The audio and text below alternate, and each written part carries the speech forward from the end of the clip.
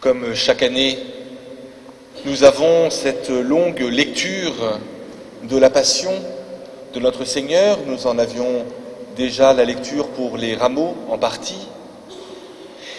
Et je ne sais pas pour vous, mais chaque année, quand j'entends cette lecture, cette longue lecture de la Passion, il m'arrive souvent de me prendre dans l'histoire et de me dire « mais il y a un moment, la vérité va surgir. Non, l'innocent ne peut pas être condamné. Et non, ça ne va pas se finir, comme on sait que ça se finit, avec, bien sûr, la crucifixion du Christ sur la croix. » Et là, malheureusement, eh bien non. Effectivement, l'innocent est torturé, bafoué et crucifié sur la croix. Et là, on peut se dire, mais quel est le sens de tout cela? Quel est le sens de cette longue agonie? Et le sens est à trouver en partie dans le livre d'Isaïe.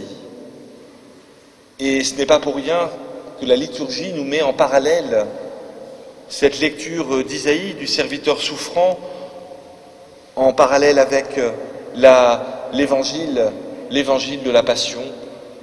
Car si vous voulez trouver éventuellement une partie, du moins une clé de lecture, on le trouve dans le livre d'Isaïe, qui déjà peut nous permettre de méditer et de comprendre cela, si tant est qu'on puisse comprendre un jour le mal et l'origine du mal. Une des premières clés, bien sûr, c'est de dire que Dieu ne veut pas le mal ni la souffrance pour nous. Cela est extérieur à Dieu.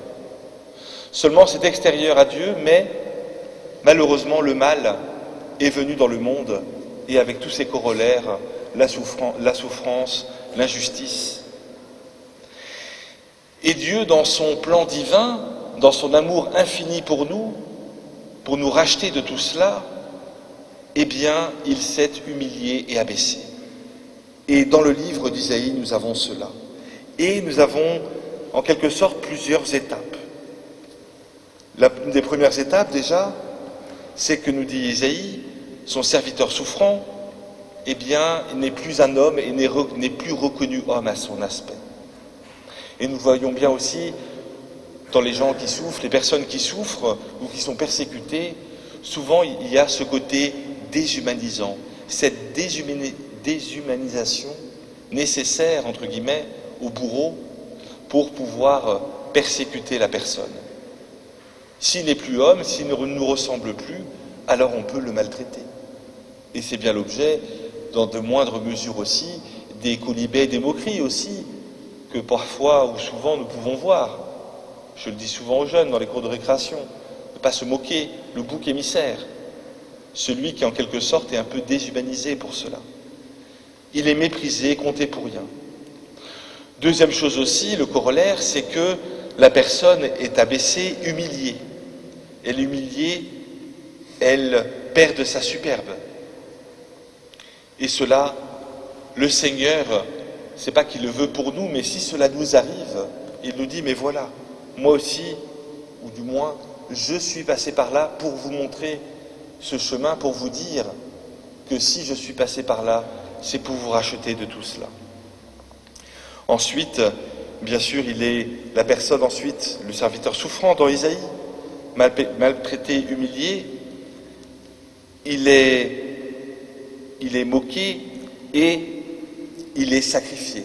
Troisième étape, bien sûr, à ce moment-là, il est retiré, sacrifié, comme nous dit Isaïe, comme la brebis qui va sans rien dire devant l'abattoir. Et quand vous relisez la Passion du Christ, Jésus ne dit presque rien. Il ne dit presque rien, il reste muet. Il n'a que quelques paroles. C'est toi qui le dis.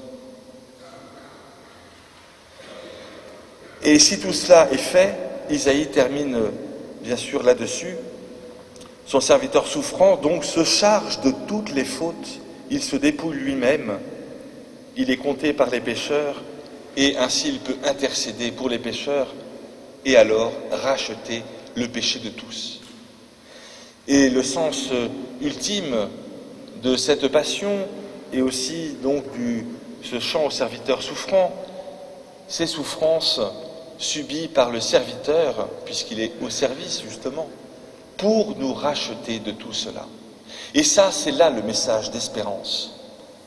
Ce supplice de la croix, cette croix que nous pouvons, même si nous avons caché, toutes les statues sont cachées, nous avons encore la croix bien présente, cet instrument du supplice, c'est pour cela que nous le vénérons, parce qu'on pourrait se dire, mais vous les chrétiens, vous êtes un peu maso d'ainsi vénérer un instrument de supplice. Eh bien, c'est que cet instrument de supplice, cette croix, est là pour nous montrer, nous rappeler tout ce que le Christ a souffert pour nous. Et il nous dit en plus dans son espérance, l'espérance que nous portons et qui nous annonce, que tout cela, il a fait pour nous sauver, pour nous donner l'espérance que dans toutes nos souffrances que nous pouvons subir, et je ne parle pas que des souffrances physiques, les souffrances, elles sont bien nombreuses, et certainement plus nombreuses encore sont les souffrances peut-être morales, spirituelles, intellectuelles et autres encore. Tous les abandons, les manquements d'amour que nous avons l'impression de subir, de vivre et de subir. Eh bien, toutes ces souffrances que nous vivons, le Christ nous dit, je les porte avec vous. Je porte votre fardeau, si vous voulez que je le porte.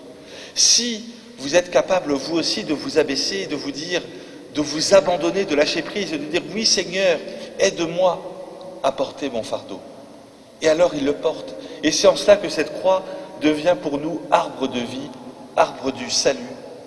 Quand nous savons, et même au-delà de savoir, quand nous croyons que oui, Dieu porte nos souffrances, le Christ les porte pour nous, et qu'ainsi nous pouvons avoir ce chemin de salut, ce chemin d'espérance qui s'ouvre pour nous, et ainsi nous aider à cheminer vers le Christ. Et nous fêterons dans la nuit pascale et à Pâques cette résurrection du Christ qui, après cet abaissement complet dans nos misères et dans nos souffrances, eh bien nous relève avec tout cela.